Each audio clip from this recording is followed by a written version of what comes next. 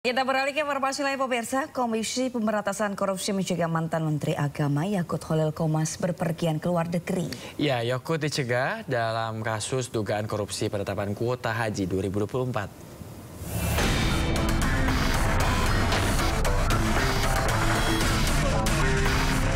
Usai menaikkan status perkara dugaan korupsi penetapan kuota haji 2024 ke tahap penyidikan, kini KPK mencegah mantan Menteri Agama Yakut Khalil Qomas untuk bepergian ke luar negeri. Surat pencegahan ke luar negeri dikeluarkan KPK pada 11 Agustus dan berlaku untuk 6 bulan ke depan. KPK menyebut pencegahan bepergian ke luar negeri dilakukan karena keberadaan ketiganya di wilayah Indonesia sangat dibutuhkan dalam rangka proses penyidikan. Yang pertama, Saudara YJQ ya, Menteri Agama periode 2020-2024. Pencegahan ke luar negeri kepada para yang bersangkutan tentu dibutuhkan penyidik agar yang bersangkutan tetap berada di Indonesia supaya dapat mengikuti proses penyidikan ini dengan baik. Sebelumnya KPK memeriksa mantan Menteri Agama era Presiden Joko Widodo Yakut Khalil Qomas pada Kamis 7 Agustus lalu.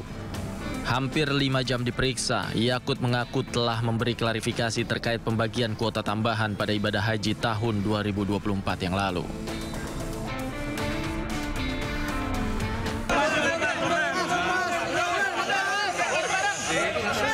Saya berterima kasih akhirnya saya mendapatkan kesempatan untuk mengklarifikasi segala hal, terutama yang terkait dengan pembagian kuota tambahan pada haji tahun 2024 yang lalu.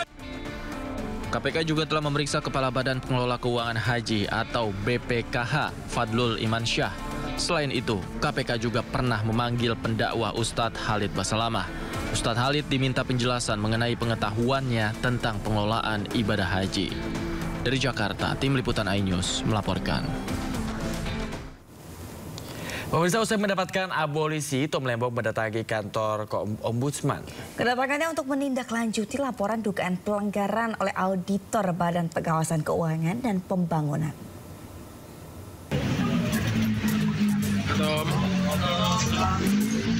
Mantan Menteri Perdagangan Thomas Trikasih Lembong mengunjungi kantor Ombudsman RI untuk menindaklanjuti laporan auditor Badan Pengawasan Keuangan dan Pembangunan BPKP yang sebelumnya dilakukan.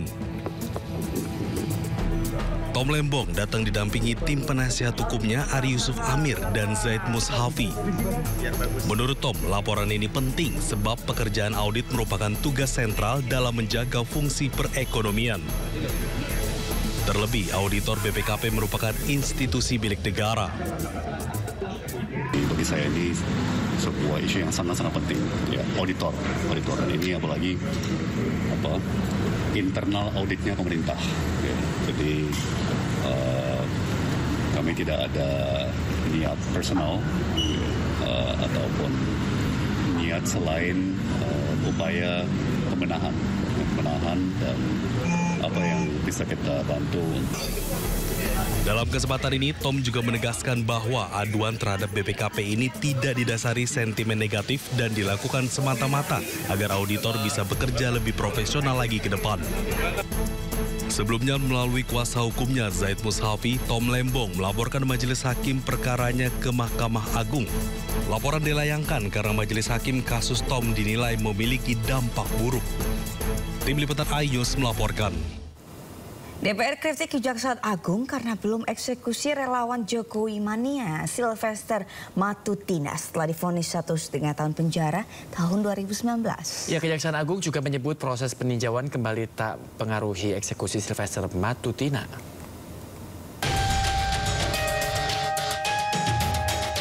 DPR RI mengkritik Kejaksaan Agung yang belum mengeksekusi vonis penjara terhadap relawan Jokowi Sylvester Matutina. Anggota Komisi 3 DPR RI Hasbiallah menilai lambannya penanganan Sylvester ini bisa jadi presiden buruk bagi Kejaksaan Agung. Terlebih, Sylvester dikenal sebagai orang dekat Jokowi. Terkait hal ini, Kapus Penkum Kejaksaan Agung Anang Supriyatna justru meminta awak media menanyakan hal tersebut ke Kejari Jakarta Selatan. Kapus Penkum juga menegaskan PK yang kini dilakukan Sylvester tidak memengaruhi eksekusi. Tapi PK tak menghalangi eksekusi. Oh iya, prinsipnya PK tidak menunda eksekusi. Nah itu apa eksekusinya? Silakan, itu kewenangan jaksa JPO-nya Jakarta Selatan, Kejari Jakarta Selatan. Coba nanti dipastikan apakah sudah ada permohonan PK-nya ke Kejari Jakarta Selatan, ke Pengadilan Negeri Jakarta Selatan, atau sekalian dicek apakah ditembuskan kepada Kejaksaan di Jakarta Pusat, Jakarta Selatan. Kok sampai sekarang belum dieksekusi itu kenapa Bang? Kewenangan sepenuhnya. Oh, enggak. Sylvester Matutina telah divonis bersalah menyebarkan fitnah terhadap mantan Wakil Presiden Yusuf Kala. Sylvester divonis 1 tahun penjara oleh pengadilan tingkat pertama, lalu diperberat di tingkat kasasi menjadi 1,5 tahun penjara pada tahun 2019. Tim Liputan iNews melaporkan. Menteri Agraria dan Tata Ruang Kepala Badan Pertahanan Negara Nusron Wahid meminta maaf atas pernyataannya yang menyebut semua tanah merupakan milik negara. Sebelumnya Nusron menegaskan tanah nganggur atau tidak punya aktivitas selama 2 tahun akan diambil alih oleh negara. Menurut Nusron, pada dasarnya seluruh tanah di Indonesia dimiliki oleh negara. Sedangkan masyarakat hanya diberikan status kepemilikan atas tanah saja. Bahkan Nusron sempat mempertanyakan, emang Mbah atau leluhur bisa membuat tanah? Ucapan Nusron tersebut menuai kontroversi. Ia pun meminta maaf dan mengatakan pernyataan tersebut tidak selayaknya untuk disampaikan. Ini semata-mata menyasar lahan yang statusnya HGU dan HGB yang luasnya jutaan hektar, tapi dianggurkan, tidak dimanfaatkan dan tidak produktif. Dalam proses menjelaskan itu memang ada bagian pernyataan saya yang saya sampaikan sebetulnya dalam konteks maksudnya guyon atau bercanda. Namun setelah saya menyaksikan ulang, kami menyadari dan kami mengakui bahwa pernyataan tersebut, candaan tersebut tidak tepat, tidak sepantasnya dan tidak selayaknya untuk kami sampaikan, apalagi disampaikan oleh seorang. Ya pemirsa, Anda yang mau melangsungkan pesta pernikahan harus siap memutar otak untuk memilih lagu yang akan diputar sepanjang acara. Ya ini sepertinya Sabida juga jadi deg-degan katanya ya. Iya ini pasalnya pemirsa, pajak royalti musik juga akan dikenakan dalam pesta pernikahan. Jika menolak bayar, pasal pidana siap menanti. Sudah lumrah pesta kawinan ada musiknya, tapi keluarga penyelenggara pesta pernikahan harus siapkan kocek lebih karena harus bayar royalti lagu yang diputar saat acara nikah. Salah satu lembaga manajemen kolektif yang mewadahi sejumlah royalti musisi Indonesia menyebut ada royalti yang harus dibayar meskipun pesta nikah berlangsung tertutup atau hanya acara keluarga terbatas. Nilainya 2% dari seluruh total biaya nikah.